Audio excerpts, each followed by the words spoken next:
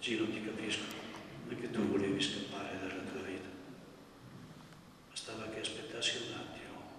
Un dialogo a cuore aperto, quello che Don Francesco Ferronato, parroco di San Nazario, ha intavolato con Gino Secco durante l'omelia nel funerale del ristoratore 79enne che si è tolto la vita lo scorso 31 marzo per i troppi debiti che gravavano come un macigno su di lui e la famiglia.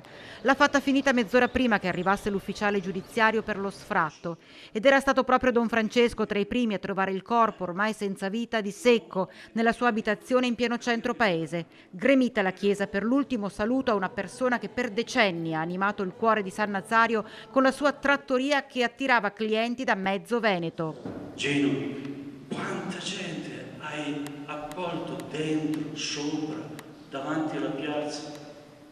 Io dovevo passare attraverso i tavolini per entrare a casa, no? Perché?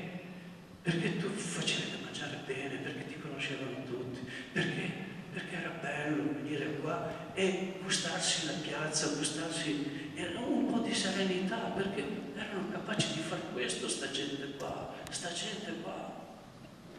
Che bello. C'è così tanto affetto nelle parole di Don Francesco, così tanta tristezza per la perdita di Gino Secco, di così tanta rabbia per una morte così terribile. Grazie, Gino, della tua messa sui tavoli della trattoria da Gino per tutti i poveri cristi che siamo e che continuiamo ad essere noi. Grazie.